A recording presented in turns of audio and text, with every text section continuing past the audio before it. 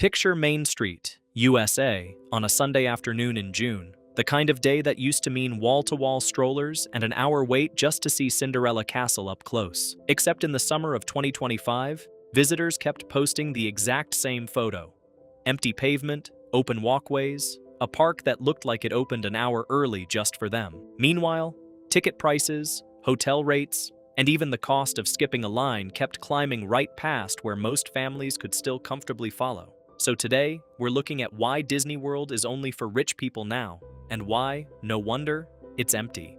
What a single day used to cost. When Magic Kingdom opened its gates on October 1st, 1971, a basic one-day admission ticket cost $3.50. That price didn't even get you onto most of the actual rides, since Disney originally sold separate ride coupons on top of the base admission.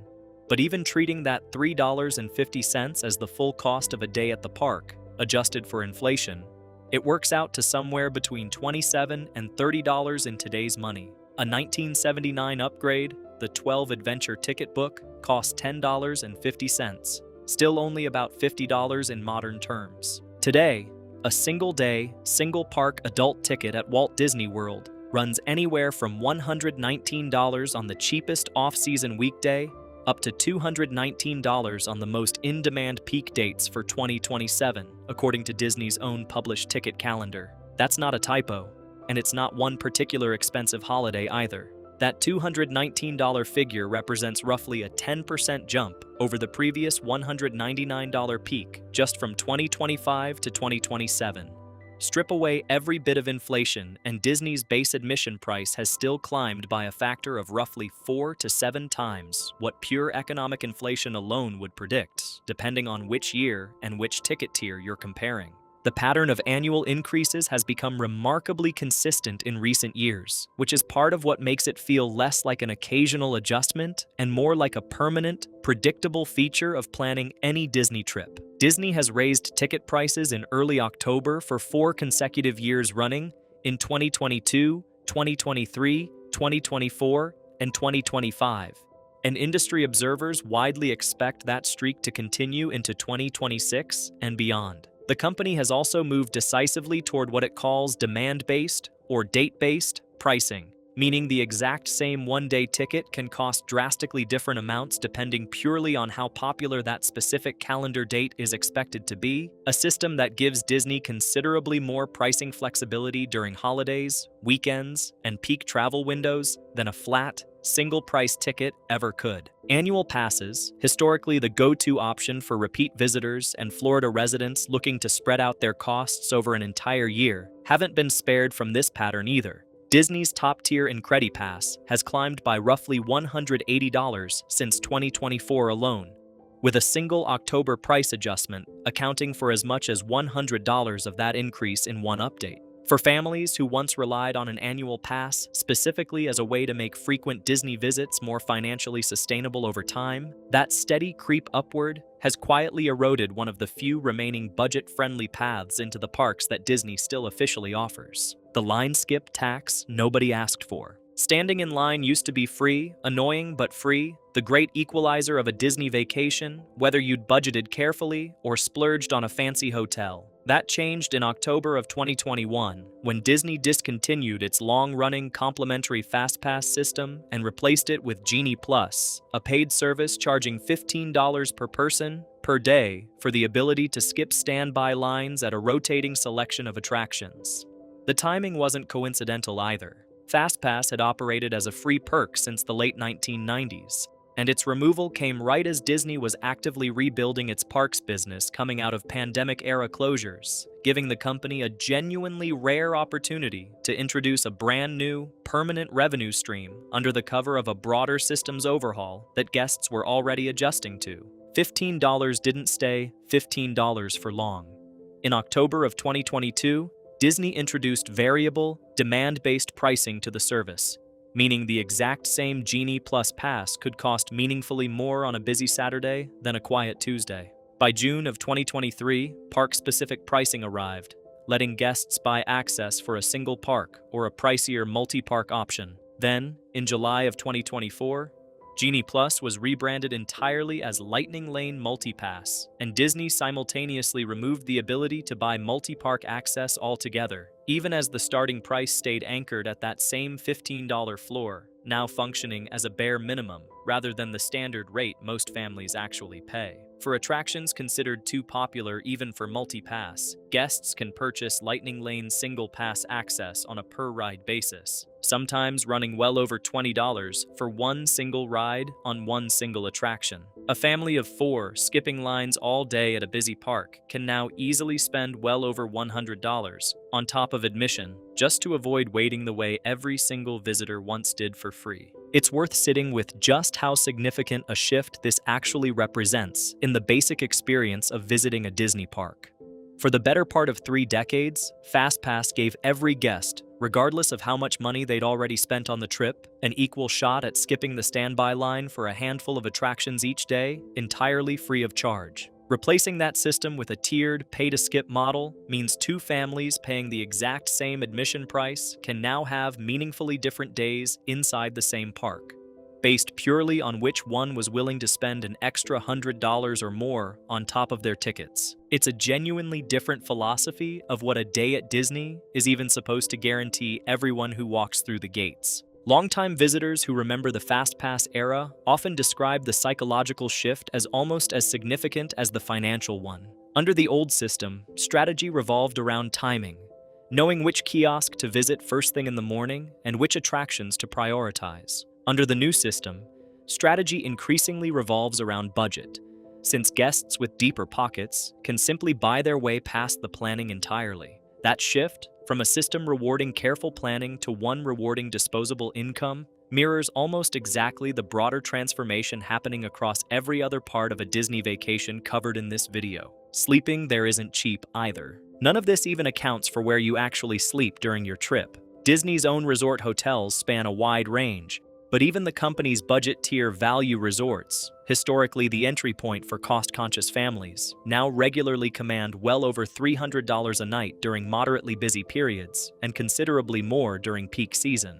Off-property hotels near the parks offer somewhat more breathing room, with one commonly cited example, the Hilton Orlando Buena Vista Palace in Disney Springs, running anywhere from $139 to $342 a night depending on the date. Multiply any of those nightly rates across a typical 4 to 7 night vacation, and lodging alone frequently exceeds $1,000 before a single park ticket has been purchased. NerdWallet's own recent cost analysis pegged the average total cost for a family of 4 on a 7-night Disney World trip at just over $6,000, even accounting for a genuinely frugal, budget-conscious travel style. Single hotel room, counter-service meals only, no premium line-skipping add-ons. A separate Go banking rates estimate for a 5-night trip at a value resort, factoring in current 2026 pricing, ticket costs, and airfare, put the total closer to $7,093 for the same-size family. Splurge even modestly on character dining, a deluxe resort, or Lightning Lane access for a week-long trip, and that total can climb well past $15,000 without anyone in the family feeling like they did anything particularly extravagant. Broader hotel pricing data around the resort tells much the same story across the calendar year. Nightly rates at properties near Walt Disney World Resort commonly range from roughly $475 during quieter months up to well over $750 during the busiest holiday stretches in December, according to recent booking data. That means even families who've carefully budgeted for park tickets can still find themselves blindsided by lodging costs that, on their own, rival or exceed the price of admission for the entire group. None of these lodging costs even account for the meaningful gap between staying on Disney property versus staying nearby.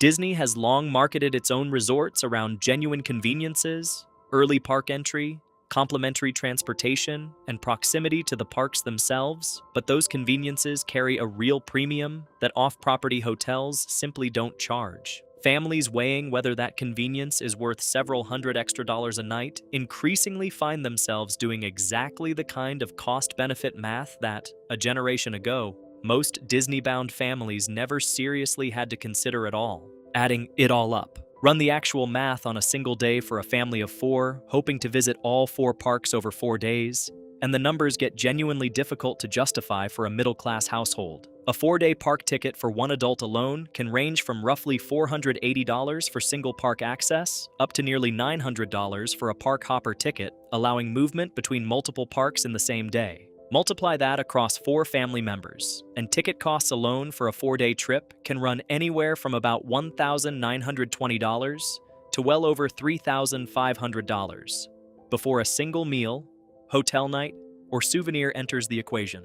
Meals add up fast too, even budgeting conservatively at around $60 per person per day for food, a genuinely modest figure by Disney dining standards once you account for quick service meals, snacks, and the occasional Mickey-shaped ice cream bar. A family of 4 adds roughly $240 a day just to eat. One widely cited comparison from the Disney Food blog illustrates just how far prices have drifted from any reasonable inflation baseline. That same Mickey-shaped ice cream bar, tracked over multiple decades, now costs more than double what straightforward inflation math alone would predict for the exact same treat. Airfare compounds the total for any family not already living within easy driving distance of Central Florida, with the current average cost of a domestic flight sitting around $386 per ticket. A family of 4 flying in from anywhere outside the Southeast adds roughly $1,544 in airfare alone before their vacation has technically even begun. Stack every one of these individual line items on top of each other: tickets, lodging, food, airfare, and the optional but increasingly expected Lightning Lane add-ons, and it becomes considerably easier to understand why a growing number of families are running these numbers at their own kitchen table and quietly deciding this simply isn't the year. The numbers behind the empty photos. So what actually happened once all those costs piled up simultaneously? Disney's own fiscal reporting gives a fairly clear answer. According to the company's financial results, domestic theme park attendance fell 1% year-over-year in fiscal 2025, following a modest 1% increase the year before. In a business processing tens of millions of annual visits, that single percentage point represents hundreds of thousands of fewer guests walking through the turnstiles. International visitation to Disney's U.S. parks told an even starker story. U.S. visitor numbers, specifically from international travelers, fell 5.5% in 2025 compared to 2024, according to World Travel and Tourism Council data, while international visitor spending at U.S. destinations broadly dropped 4.6% over the same stretch. Those attendance declines showed up almost immediately in guest-shared photos and videos across social media throughout 2025. On Sunday, June 8, 2025, Magic Kingdom visitors posted images of a nearly deserted Main Street, USA, and the area around Cinderella Castle, both usually packed even on an ordinary weekend. One visitor, posting on Reddit under the username Sparkling Pudding, described being genuinely startled by how few people surrounded her that day. Another guest at Epcot that same weekend reported 45-minute waits for Guardians of the Galaxy, Cosmic Rewind, a ride that regularly posts 2-hour-plus waits during a normal summer and 30-minute waits for Remy's Ratatouille Adventure, alongside completely empty counter service lines throughout the park. The pattern didn't stop with that one June weekend either. Independent crowd-tracking outlets documented August 2025 as the slowest full month of the entire year, averaging just 28-minute ride waits resort-wide, with July close behind at an average of 30 minutes. By September, weekday crowds at every single park had thinned out enough that longtime annual pass holders described the walkways as genuinely deserted compared to prior years, even accounting for September's traditional status as a slower shoulder season month. Weekends during that same stretch actually ran busier than weekdays, an inversion of the pattern locals and frequent visitors had come to expect, which some attributed to residents taking advantage of last-minute discount offers Disney had started rolling out to fill otherwise empty hotel rooms and park capacity. Why Disney doesn't seem especially worried. Here's the part that tends to catch people off guard once they hear it. Despite that attendance drop, Disney's theme park division posted an 8% increase in operating income for fiscal 2025, reaching a record $10 billion, with the Experiences division's fourth quarter income alone jumping 13% year-over-year to $1.9 billion. That Park Place, a Disney-focused analysis outlet, summarized the situation about as bluntly as it can be summarized. Fewer people are visiting Disney's American parks, and yet the company is still pulling in more money than ever. because the people who still go are spending significantly more. Disney executives have been fairly open about this being a deliberate strategy rather than an accident. During a recent quarterly earnings call, an executive described the company's approach to squeezing more value out of each individual visitor as something with high confidence of paying off for not just years to come, but probably a couple of decades to come. In plainer language, as parks approach their physical capacity limits, growing profit by adding more guests becomes considerably harder than growing profit by charging the guests already there.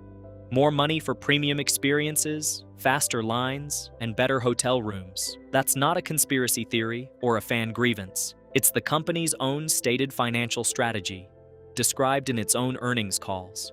In its own words, Disney's own second quarter fiscal 2026 results reinforced the exact same pattern just a few months later. Domestic park attendance declined another 1% compared to the same period the prior year, while per capita guest spending rose 5% over that same window, driven specifically by admissions, food and beverage purchases, and merchandise. Notably, Disney's own public statements have consistently declined to attribute the attendance drop directly to pricing, instead pointing toward continued softness in international travel as the primary explanation. Whatever the precise mix of causes, the financial outcome remains identical either way. Fewer total visitors, considerably more revenue extracted from each one who still shows up. Is Disney World actually empty, though? To be fair to the full picture, not every report from 2025 supported a straightforward "Disney is dying" narrative, and it's worth taking a genuinely balanced look at the pushback too.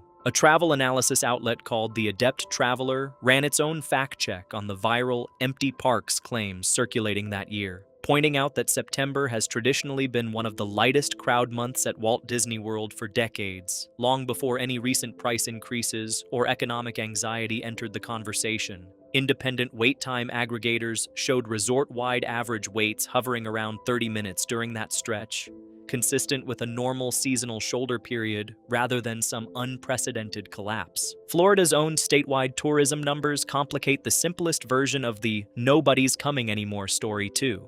Visit Florida estimated 34.4 million visitors to the state between April and June of 2025 alone, according to CBS News reporting, a figure that was actually up slightly compared to the same period the year before. And just months after those viral empty park photos made the rounds, footage from Epcot during the post-Thanksgiving secret window, historically one of the calmer stretches between the holiday rush and full Christmas crowds, showed the exact opposite problem. A TikTok video from creator Bibbidi_Bobbidi_Beard showed Epcot's walkways absolutely packed shoulder to shoulder, prompting many longtime visitors to wonder whether that traditional quiet window had disappeared entirely. Even the "empty parks equal a dying Disney" theory has its own internal skeptics. Some forum posters and longtime annual pass holders following the story closely pushed back on the idea that anything unusual was happening at all, with one WDW Magic Forum user flatly arguing that "wait times look pretty normal to me," and suggesting the entire premise that Disney summers used to be uniformly packed was itself something of a myth,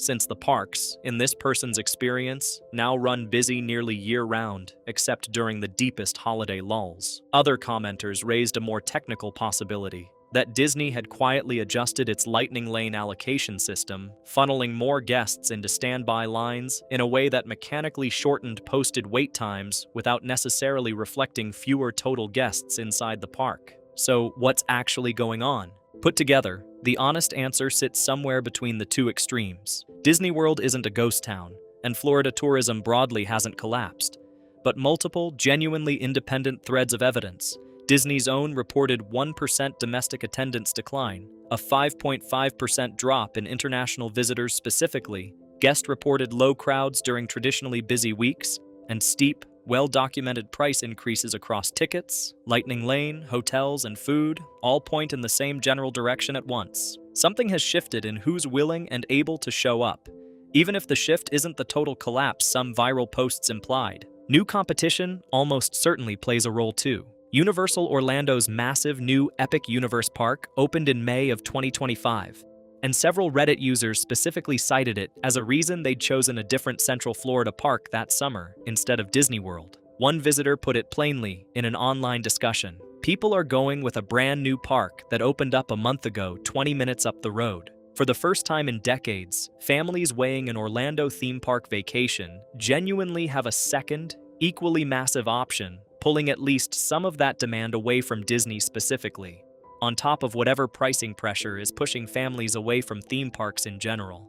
Florida's brutal summer heat compounds all of this in ways that are easy to overlook from outside the state. Temperatures regularly climbing into the mid-90s, combined with humidity that makes the heat index feel considerably worse, has genuinely changed how longtime visitors plan their trips. One frequent visitor summed up the shift bluntly in an online discussion: "Summertime is gradually becoming the new, slow season," adding that experienced Disney regulars now actively avoid visiting during the hottest stretch of the year entirely, a scheduling shift that, layered on top of rising prices and new competition, helps explain why traditionally busy summer weeks have started looking noticeably different than they did just a few years earlier. Who actually gets priced out? The families feeling this squeeze hardest tend to be exactly the ones Disney World was originally built to serve: middle-income households trying to plan one meaningful vacation a year, rather than repeat visitors or the growing segment of Disney adults who treat the parks as a genuine lifestyle rather than an occasional splurge. A trip that cost a working family the equivalent of a few hundred modern dollars in 1971 now realistically starts somewhere in the neighborhood of $6,000 to $7,000 for a comparable multi-day visit, even at the most budget-conscious end of Disney's own pricing tiers. That math genuinely changes who shows up. Families stretched thin by everyday costs increasingly have to choose between a genuinely magical but genuinely expensive Disney vacation and considerably cheaper alternatives: a regional theme park, a beach trip, or simply staying home and putting that $6,000 difference towards something else entirely. Disney's own financial results suggest the company has, so far, found enough remaining demand among wealthier and more devoted visitors to keep total revenue climbing, even as that middle tier of casual, budget-conscious families quietly stops showing up in the same numbers they once did. Interestingly, one demographic shift working in Disney's favor somewhat complicates the "only rich families anymore" framing. A growing number of childless millennials and Gen Xers have been visiting Disney parks specifically as adults, without kids in tow, according to reporting from Fox News Digital. Industry observers attribute part of this trend to adults seeking a sense of community, nostalgia, and genuine escape from daily stress, a demographic willing to pay premium prices precisely because the trip functions less like a childhood milestone and more like a recurring, deliberately chosen indulgence. That segment of higher spending, repeat adult visitors may be exactly the group propping up Disney's per-guest revenue numbers, even as the traditional family of four demographic increasingly prices itself out of the equation entirely. Disney's own response to the slowdown. Disney hasn't simply watched attendance soften without reacting.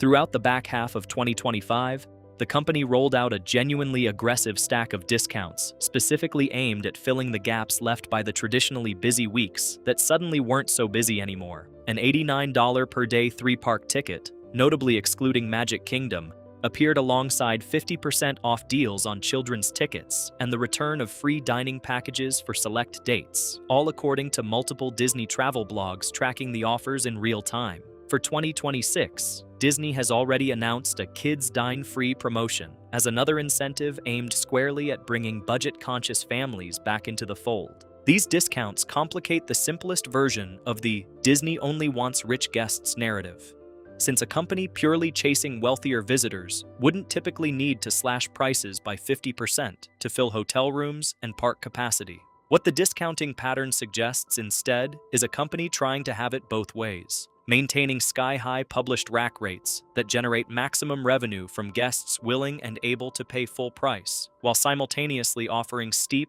often less publicized discounts to keep overall attendance numbers from falling too far during genuinely slow stretches. It's a strategy that works reasonably well on a spreadsheet, letting Disney claim record per-guest spending from its full-price visitors while still filling empty rooms with discount seekers. But it does mean two families visiting the exact same week can end up paying dramatically different amounts for what is, functionally, the identical vacation. Some commentators have pushed back specifically on how transparently Disney communicates this dynamic to the public. One media outlet, writing under the headline, Disney's Magical Decline, pointed out that despite visibly thinner crowds circulating in guest photos and videos, Disney insists that attendance numbers haven't changed, a claim that Peace argued was directly contradicted by both the on-the-ground footage and, eventually, Disney's own quarterly attendance figures once they were formally released. Whatever the precise messaging gap between Disney's public statements and its internal numbers, the underlying financial reality, published in the company's own SEC filings and earnings calls, has remained consistent. Attendance down modestly, revenue and per-guest spending up substantially. None of this means Walt Disney World is on the verge of collapse. Its parent company remains enormously profitable. Its theme park division just posted record operating income, and by any reasonable measure, Disney World remains one of the most visited vacation destinations on the entire planet. But the viral empty park photos, the declining domestic attendance figures, and the steadily climbing price tags aren't disconnected coincidences happening at the same time by accident. They're the visible symptoms of a single, deliberate business strategy. A company that has decided, in its own words and its own earnings calls, that squeezing more money out of fewer visitors is a more reliable growth plan than keeping the gates affordable enough for everyone who used to come. It's worth remembering, too, that Disney has weathered plenty of skeptical headlines before. Every few years, some combination of price increases, economic anxiety, and shifting travel habits prompts a fresh round of "Is Disney pricing itself out of existence?" coverage. And so far, the company's balance sheet has consistently proven the skeptics wrong on the pure financial numbers, even when the on-the-ground guest experience genuinely has changed for the worse. Whether this particular round of empty park photos and rising prices represents a meaningfully different inflection point, or simply another chapter in a cycle Disney has successfully ridden out before, is a question that likely won't have a clear answer for another year or two of earnings reports. Whether that strategy holds up over the next decade, the way Disney's own executives predict, remains genuinely an open question. What's not in question is the math families are running at their own kitchen tables right now, weighing a 5-figure vacation against everything else that money could buy. For a growing number of them, the answer keeps coming back the same way. Not this year, and maybe not next year either. If you enjoyed this honest look at what's actually happening behind Disney World's ticket counters, give this video a like and subscribe for more fact-checked breakdowns of the places everyone talks about and what's really going on behind the price tag.